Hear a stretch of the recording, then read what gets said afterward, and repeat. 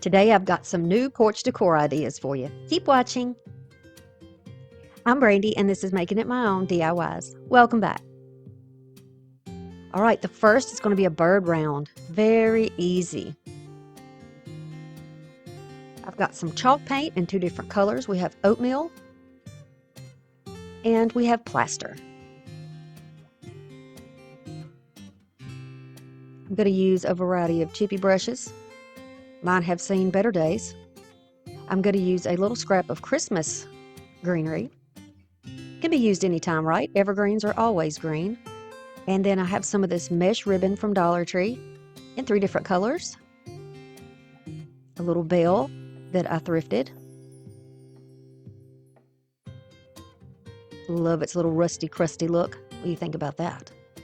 And a wood round from Dollar Tree. This is just a 12-inch wood round. You can use what you need. This is a Temu decal set. I'm going to use this one. And after we have it trimmed down, we'll be using this little piece with the three birds. You can easily take the hangers off of these rounds by just taking the little hard plastic part, feeding it back through, and then you can use it again if you want, but you don't have to. You can use something different, which we will do today. And I'm going to use my sanding block to take any little splinters and rough spots out of my sign. We're only going to need one of these holes, so we're going to cover the other one up with a little hot glue on the back and piece of paper. And in the front, I'll just use a little bit of this lightweight spackling. It works perfectly for me, but you can use, wood filler or whatever you want to fill in yours. All right, so I'm going to start off with the oatmeal color, and I am just going to be dry brushing this on here. You can see that it's very, very light, very, very light. And actually, you could probably say that either you could refer to this as layering on dry brush, or you could say that this is just very lightly applied. Whatever way you want to say it, you can just say it that way. You can see what I'm doing though, so you understand. I want the wood to still show through. I want it to look like, it still has some wood in it. Then I'll quickly dry that once I get the coverage I like before I move on to the next color. And just remember that when you're using chalk paint, it's always going to dry down a little bit darker, okay? So then I'm going to take the plaster and go over the top of it using the same technique, but I won't use as much of the plaster as I'll be using, of that greenish oatmeal color underneath. And then once I get it on there as much as I like, I'll also dry this. If you don't have like a heat tool or whatever, you can just let it dry by itself. Y'all, if you heard of the Crafty Cruise Getaway, this is going on a ship with a bunch of other crafters, and you get guided instruction on how to make some crafts of your own. It is so much fun. We did our maiden voyage last year, and we're going to be doing it again in 2025. Well, we did it this year, right? 2024, yes. So in 2025, we'll be doing it again. Check out the description box if you would like to join us. Okay, so now that everything's dry, I'm going to carefully take my decal off, and then I've had a lot of luck with these decals because they're actually, I think this one's called like a wall decal. You can peel it off. So if you don't have it in the right position, you can peel it off gently and then put it back down the way that you need it. And then once you burnish it down and you keep everything in place, it'll stay. I've had a lot of good luck with this. This is why I use these. Plus they have such a big variety. And I think Temu delivers to any place in the world. So, okay. So I'm going to use my hand just to rub that down. There are no wrinkles, lumps, or bumps anywhere in here. I'm just going to use the back side of that paper and just, help rub it down and make sure that there's no loose ends and everything's stuck down tightly. But if I needed to, I could use just a squeegee, a credit card, something like that to, keep it in place. Now, I know I wanted to add greenery on here, so the greenery is just there for a minute while we make the bow. This is my 18-inch ruler. I'm going to cut off 3 pieces in 18 inches of this meshy stuff. If y'all have not used this, but you bought it, this is just an idea of how you can use it, okay? I love the look of these layered together. I've done bows on other projects using these, and the look is just nice. It's a very nice look to me. And very rustic and woodland, Look how easy it is to make this bow. There's your awareness sign, push the back down, and then squeeze it up in the middle. Perfect. Perfect, easy little bow. Very beginner friendly. I'll use some jute, turn it over, and then tie a double knot in the back side. And this is going to hold everything in place. And I like that, you can kind of move it around a little bit before you take that final knot, before you put the final knot in there, so that everything is even on the sides. You don't have like one big loop and one tiny loop. And then you can just cut that off. And you can either fluff it at this point, or you can wait till later to fluff it. You can cut your tails at an angle. You can leave them straight. With this type of material, it's not really like a true solid ribbon, so totally up to you what you want to do with it. They don't fray, they don't fall apart. So in my experience anyway, they don't fall apart. So you don't necessarily have to do anything different. But by cutting these at just a slant, this makes it look like almost like it's got 4 loops on it instead of just 2. Very compact little bow, and then fluff it all out. Kind of looks like a bird nest. So now I can use that bottom hole. I'm going to slip the little hook that was already on here through it and then press it down. And then look at that. Perfect little bell on the bottom of it. I love that.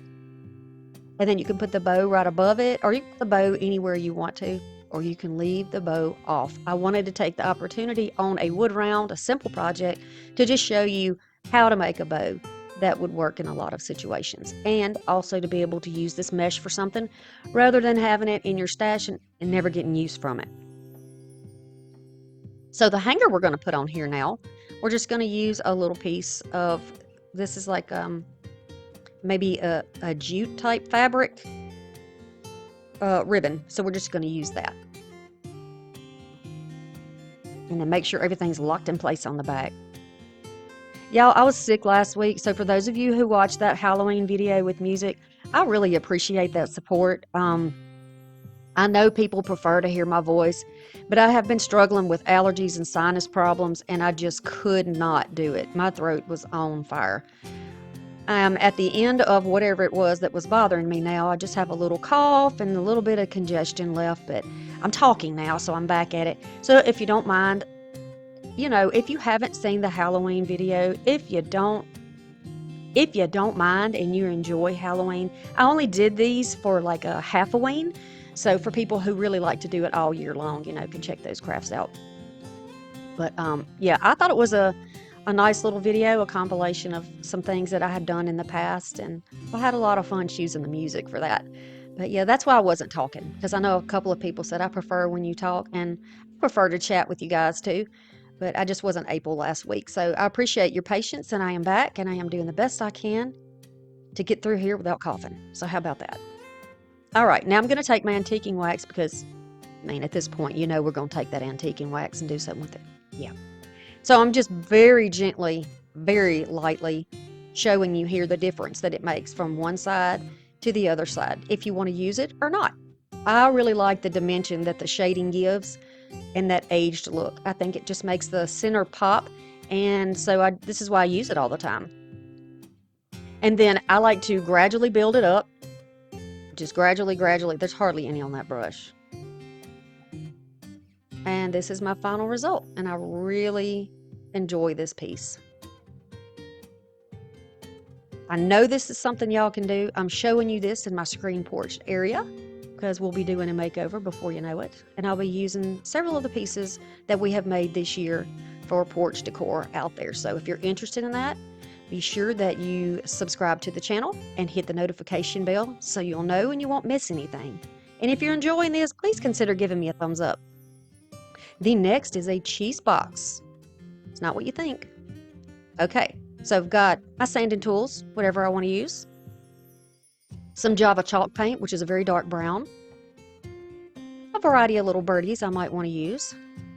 These I usually get thrifted, and these are too. And then this moss that I got from Temu I've had for quite a while. I'm getting to the end of it. Makes me very sad. I love it though.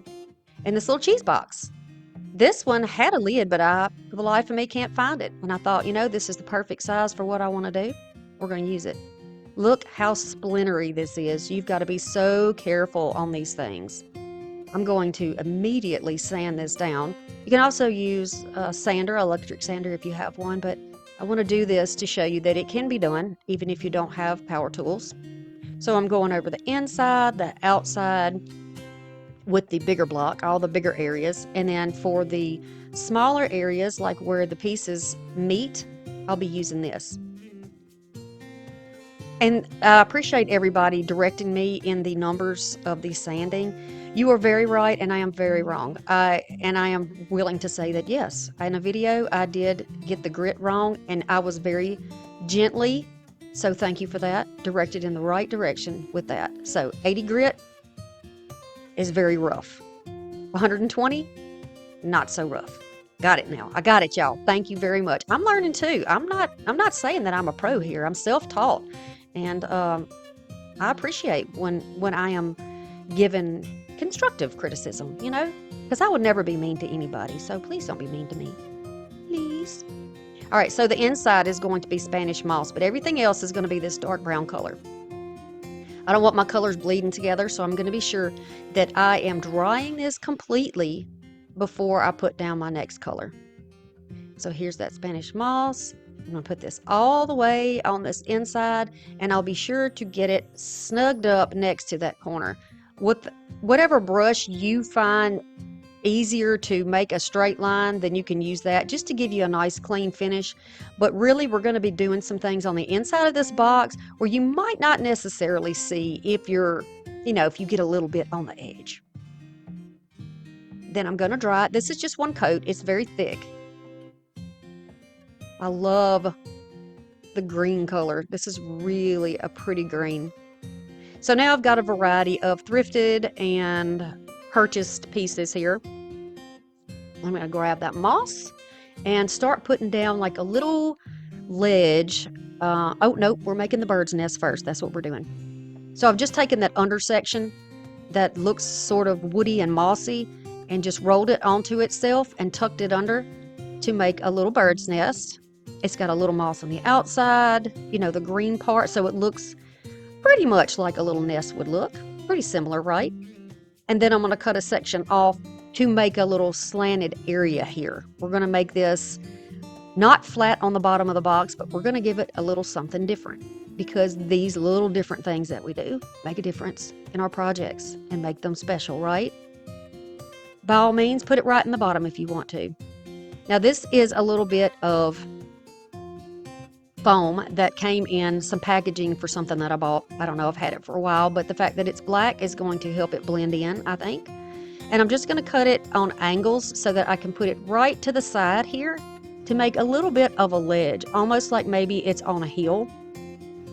Then I'll add some hot glue. Now this will melt if you put too much. So if you're going to need a bigger piece, then you might want to use some mounting tape or something on there so you don't lose the sizing.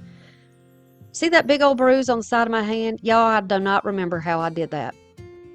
I honestly do not remember, but it's healing now, but it looks bad, doesn't it? That's what happens when you're fair skinned. Every little bump and bruise shows up, so no worries, y'all, it's fine. I'm going to stretch that moss out just a little bit so that I can cover this area.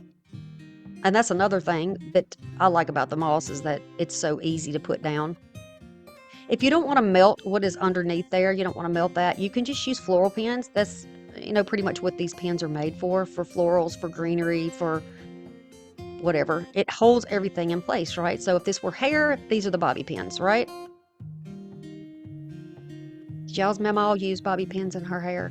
Did she put the little bun in her hair and put the bobby pins in it? Because my mama did, and she used those big old barrettes. They were big and curved, and they were like silver and not turquoise, what do you call it? Tortoiseshell, and then gold. Yeah, she wore those things, and she put little bobby pins in her hair. I love my mama. I love her. And she's up in heaven now, so she's watching my videos, and I bet she's enjoying them. Because she was always supportive, no matter what. She was always supportive of us.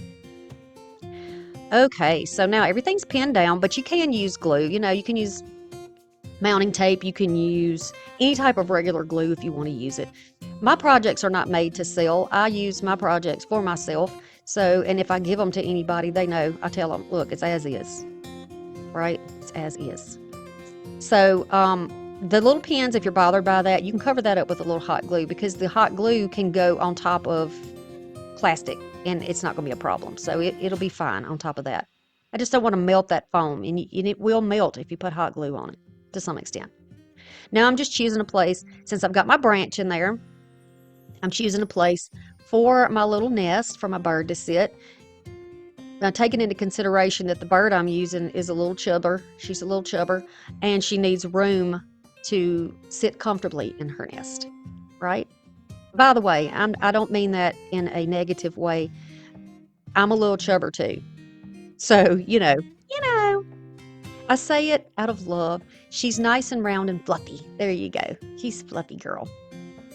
But and she may be a boy. I mean, that may be a boy. I don't know. But we're going to put our little, we need to make room for the bird, is what I was getting at, and I got very sidetracked. Thank you, antihistamines. Okay, now we're going to move on, and we're going to take some of this ferny looking stuff, and you can use a little bit of hot glue if you want your pieces to have a little more movement. And when I do these types of arrangement, I always like to have something hanging over the edge. I just think it looks more wild and interesting. So that's why I do that. Also, the greenery that you have, remember that, pardon me, remember that you can cut those off. They're on wire or they're plastic, so cut them into pieces if you need to. If it's too big for scale, but you like the colors maybe, or you like the texture, like I like these, just cut them into sections and use them. All right, so now I'll just be using some hot glue to hold this baby in place. And I'm going to cut down another pick, cut off some little pieces too, and then I'll put those around where I'm going to put her and any other place that I feel like it needs to come out of the little area where he or she is nested. I always like to refer back to the piece that I have to put in there because I want to make sure everything that needs to go behind it is there before I put that bigger piece in place. So I'll add a little bit more of that ferny looking stuff. Really don't know what this is. Really don't know, but I love the texture of it. It's pretty, isn't it? I'm curling some pieces down, and these are just plastic. The center has wire, but this is just plastic, so you get a lot of freedom and movement, but in order to keep it in place, you do have to use a little bit of glue. So I'm just kind of sticking things together here and there. And then we'll put this down. I am mini purling it today. We're going to leave the tag on. Nobody's going to see that. I'm going to just flood it with the glue here and sit it down right in that little nest. Now I'm also going to go underneath the tail and add some glue, and then right behind the bird where it sits, the body sits against the back of the box, I'll add glue there. And because I did that, hindsight, I have to re-glue my tail. And then I'll hold it in place for a moment, give it time to dry and that glue to cool off so it is, staying where it needs to stay and nothing's flopping out. Then I'll just add some little random pieces that I had left because why not? Why not? Let's use those pieces, right? Or either put it in your scrap bucket for later. Now there's right at the top of this box a little area that almost looks split, and that's the perfect place to hang it, so I don't have to add an additional hanger. And this is how it looks on my back porch with some natural lighting. I thought y'all might enjoy a little change. And I love the look of that. I think it is so precious. So perfectly woodland and country. So cute. Hope you like this piece. Come watch my videos on Monday and Thursday at 6 p.m. I'll see you in the comments. The next is a fern topiary. All right, let's refer back to the sanding tools and the antiquing wax. Little brushes, some foam blocks. This is the lid and this is the bottom. It looks like an ice bucket to me. What is this? Do y'all know what this is? It's got that very orangey finish. And then I've got some fern picks that came from Temu. Not sponsored, y'all. I thrifted these topiary pieces. This is like a boxwood, I think. And then I have a dowel rod that I'm going to recycle. Now we're going to use the top for a different project, and we're going to use the bottom for a project of its own. So we're going to make two out of this one. I'm going to start by trying to sand off the orange. Very difficult to do. I should have used my power sander to do this, but you know, again, not everybody has a power sander, so we're going to go with whatever. Isn't it weird that the finish looks like it's green where it came off? It's really just more orange. After it is sanded as much as I could possibly do it with the handheld sander, trying to get some of the shiny off of it, I'm just going to go over it with a cloth here and wipe all the dust off. Then I'll take my antiquing wax and go over the entire thing. This antiquing wax is going to dull down that orange quite a bit. Now you'll still see some of that honey color through there, but it's much better in my opinion. Much better.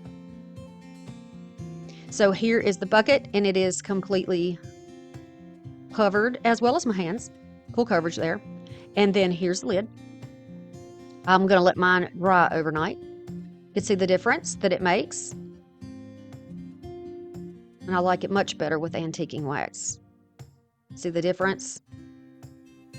Yes. It's kind of hard to tell sometimes when you're doing a project if you don't have before and afters, if you've really made any headway, right? So maybe take some pictures for yourself for before and afters. I always forget, but now looking back, I can see it. So now, after I have waxed it, it is set overnight. I'm going to go back over with the little antiquing wax on a brush where I can get in the little cracks and those little depressed areas, make them a little bit darker.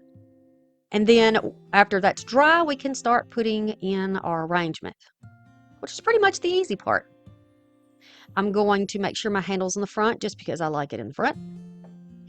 And I am going to put my ferns down. There are 4 ferns, and I'm going to do a north, south, east, west. Very easy. And position those in there. Okay, and then I'm just going to take the ferns and fluff them out because you know they'll be flat when you get them. You have to fluff everything out. It's really going to fill it in. And then we're going to save that middle spot for the topiary section. I'm going to take my dowel and I'm going to paint it in that Java paint. I'm just using a foam brush because it's easier to paint like a dowel than using a brush, and the brush kind of splatters the paint everywhere. So this is just the way I did it.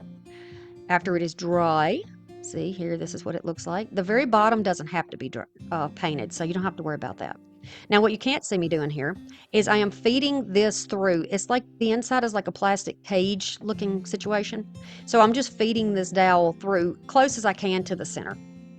And I'm putting both pieces on the dowel rod. I'll show you in a moment. There we go. I've just slid them both down. Ooh, that was fast. And then I'll put this right down in the middle. And press it in there.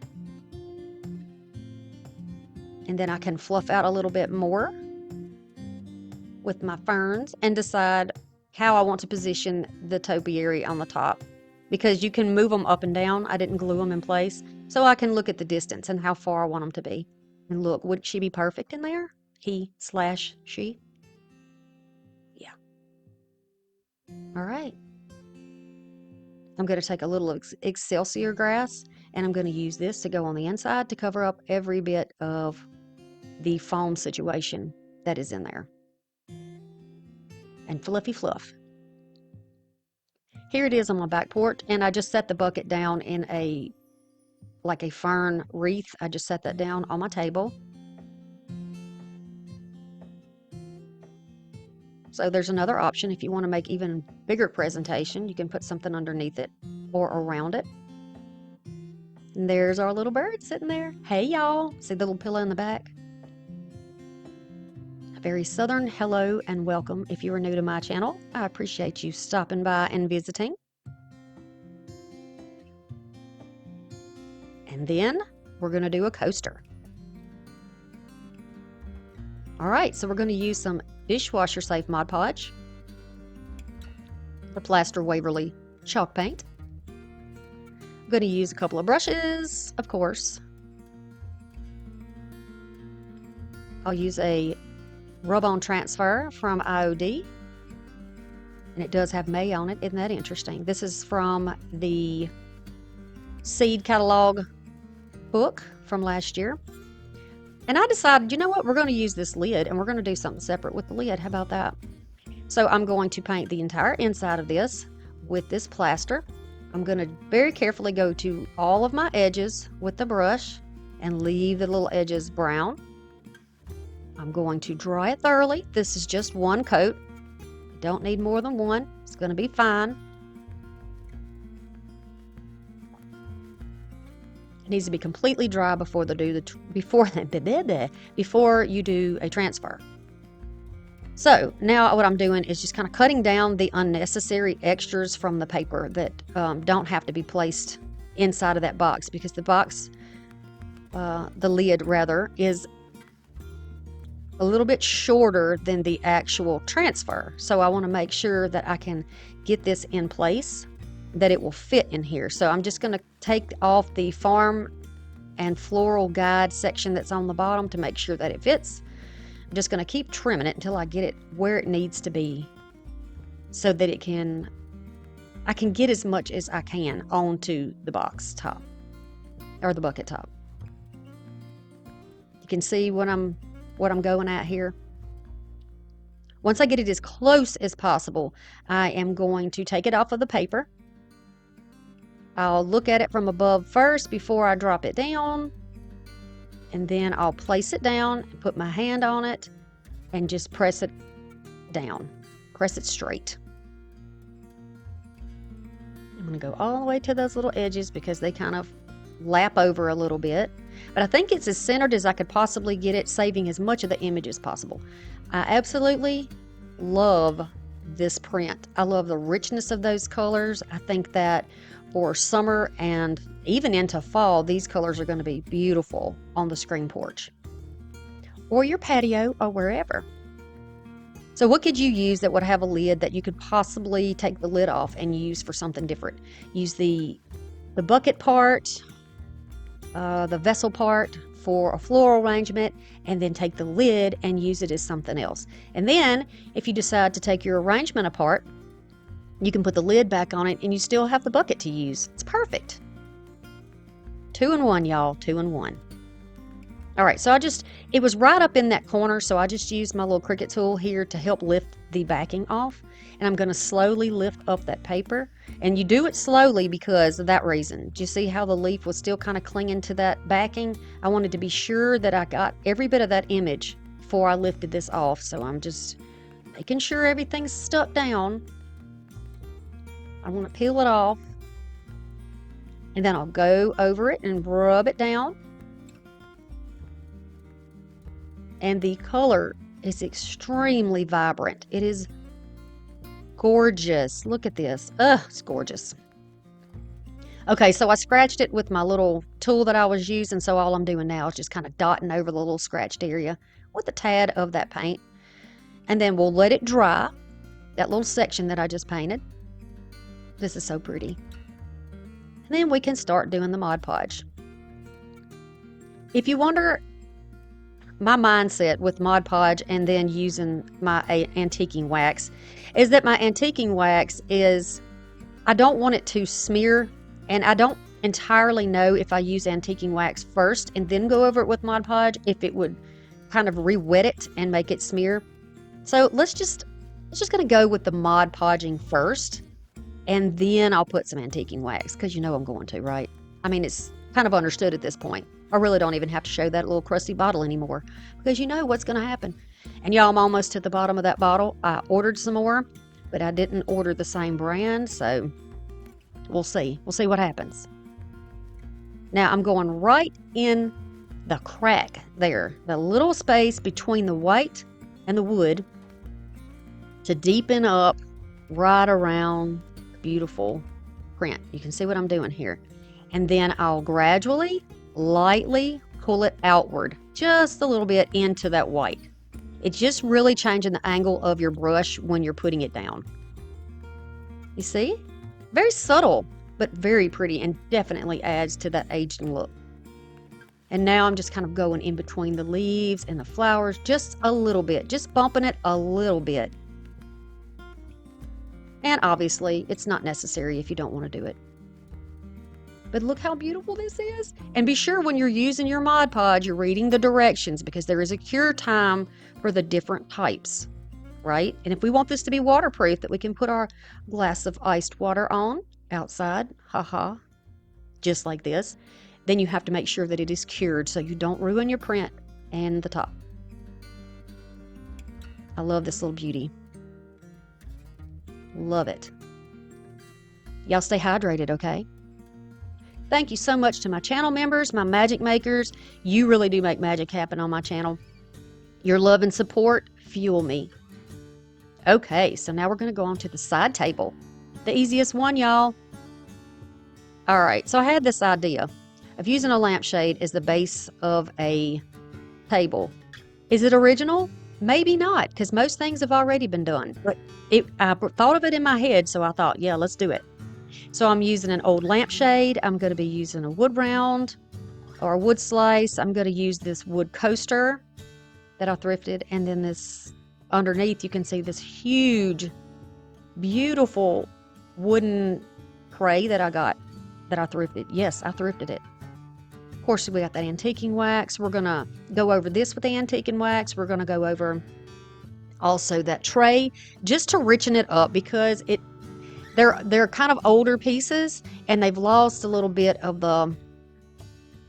that shine and that richness. They get a little bit dull and grayish sometimes, you know? So I want to make sure that first they're clean, that there's no dust, spider webs, grub, anything like that in there. And then I'm going to condition the wood. This is also going to help keep it fresh and last longer. I'm going to take my tag off of here. You do this however you want, as long as it's off. Now I've got my tray, my little coaster thing underneath there. Why can I not say it? The wood charger. It's flipped upside down. The inside of the lamp has a wire that reaches out in 3 sections. I'm going to weave this through the wicker underneath and over the wire section in 3 sections to hold this in place. You can see how it's attached, and you can see underneath, very small footprint. And then I'll cut off the extras on the inside. I can put my wood round on the inside, and then I'll put this on top. Now, if you're wondering why I put my wood round on the inside, it's because now this can also be a storage container that doubles as a table. You can put our blankets in there, can't we? Yes, if we have a throw to put outside on our porch, put it right down on the inside. Perfect. Look how pretty this is outside. You have an old lampshade you can use, perhaps a tray, an old charger. You could easily do something like this, right? Check out this rectangle for the next video I know you're going to love. See you soon. Bye.